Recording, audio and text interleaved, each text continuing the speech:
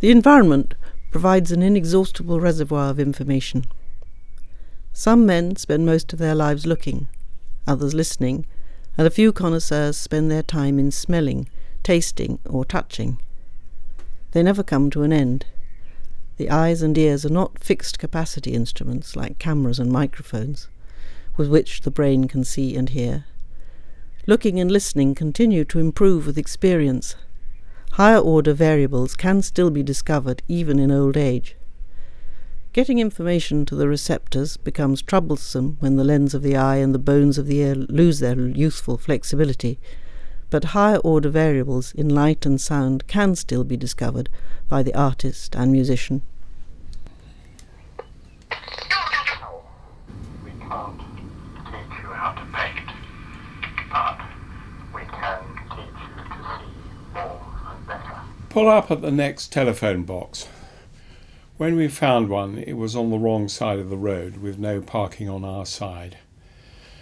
I crossed the road carefully and made the telephone call to my wife's parents, explaining that there was no way we were going to arrive in time for dinner. Recrossed the road and got into the passenger seat. Silence. I was just about to say, "You all right, Fran?" when another voice, sounding very calm, but perhaps a little frightened, said, "What are you doing in my car?" I apologised profusely, got out and into the car behind, where I found Francis convulsed with laughter. I was planning to make the whole of my talk blind man jokes. Believe me, there is no shortage. But what I actually want to do is talk about seeing better, seeing more, which I suppose in itself is a bit of a joke, coming from somebody who has been going blind for 35 years and has spent the last 10 years stone blind. I've wondered long and hard why the paintings I've made since being totally blind are as good as they are. And indeed, quite a lot of people think they're the best things I've ever done.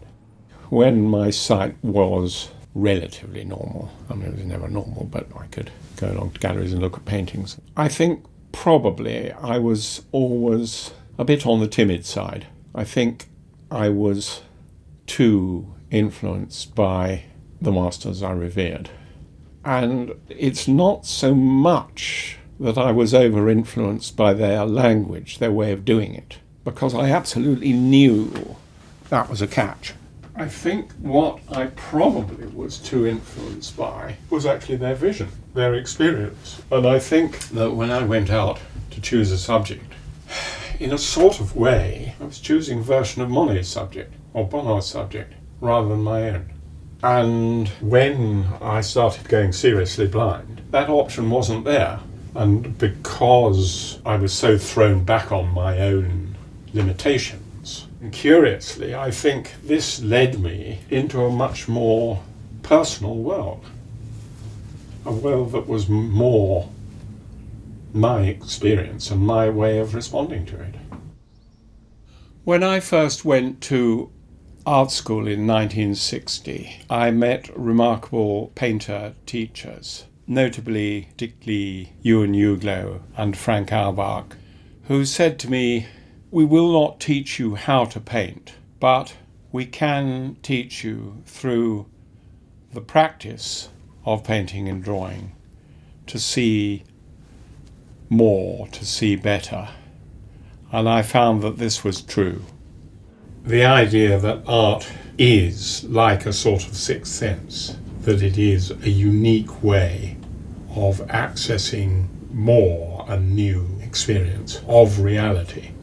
Not making it up, but actually accessing more of this virtually infinite array of information. And that's obviously why things like, talking about hawks or insects is relevant, just to make people realise, we couldn't see vermin from 3 miles up.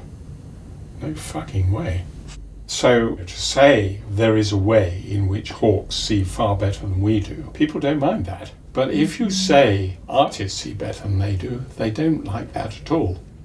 The human eye evolved over millions of years through the perceptual learning applied to the perceptual systems made possible through consciousness. This new sort of perceptual learning kind of culminated in Monet and the Impressionists. I believe that Monet was able to access at will, consciously, the whole of his peripheral vision and totally suppress his central vision. And that meant that he could invent a sort of totally ordered coloured pattern which had this astonishing ability to communicate a very convincing and real experience of coloured forms in light and space. But when Monet and the other Impressionists first did this, people thought the paintings were an absolute joke. Now, why was that? And it suddenly struck me, it's fucking obvious. It's the fact that the punters, who had learnt nothing of this new way of using their eyes and brains, looking for them, carried on being what they were conscious of on the macula. And when they looked at a Monet Impressionist painting, it looked unbelievably crude and unstructured and nothing like looking at things.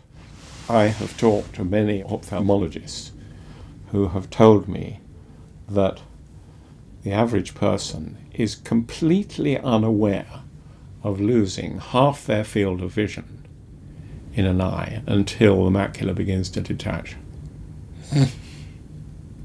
God, that is fascinating, isn't it? Whereas, you see, I like to tell my story, that with training, I could detect tiny tears in the periphery of my retina before they could see them with their instruments. The idea, I suppose, which is the most exciting to me, is that you have to invent to see more of the truth and tell it. Isaac Newton said that he saw more by standing on the shoulders of giants. He meant predominantly, I think, Galileo and Copernicus. Galileo and Newton, by inventing better telescopes, and in Newton's case, more importantly, better mathematics, saw more of the truth that was already present. Those telescopes and that mathematics did not exist in the real world before they invented them. But by means of them, they discovered the truth of the heavens, which was always that truth, but nobody had understood it before, nobody had seen it. Now that, to me, is just such an exciting idea. And you see, I want to extend that into the other arts. I want to say that Bach and Miles Davis, by inventing new structures of expressive sound, actually experienced depths and subtleties of emotion which possibly had never been experienced on the planet before them. I mean, it's an extraordinary idea, but I think it's perfectly possible. And I think the same is true of Shakespeare, that Shakespeare's absolutely astonishing ability to structure language in the most ridiculously inventive way enabled him to plumb depths of personality and relationship, which probably nobody had experienced before him. And because they're artists, what they made has, in principle, the power to pass some of this on to us. I mean, certainly it doesn't happen automatically. We've got to make a hell of a lot of effort of the right kind. But even if we can't see what Rembrandt saw, we can, through looking at his painting, see a hell of a lot more than we see when we look at an old woman in a chair. I want to sort of indicate how utterly extraordinary and worthwhile that is. I mean, that experience I had when I was looking at that Bonnard self-portrait really was one of the weirdest experiences of my life, because I came across that self-portrait in Wildenstein's in Bond Street. I didn't know it, and it was a fabulous painting.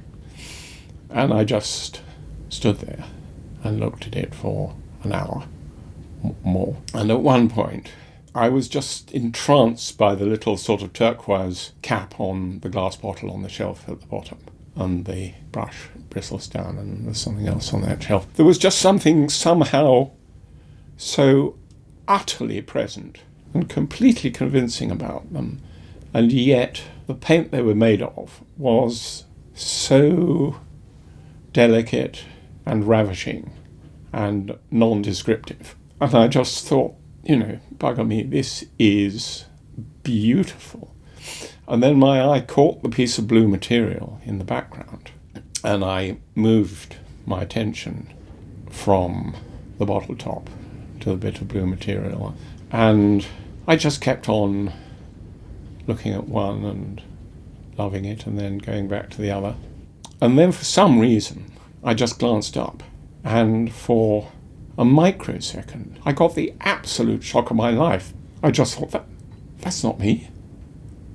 That's not what I look like.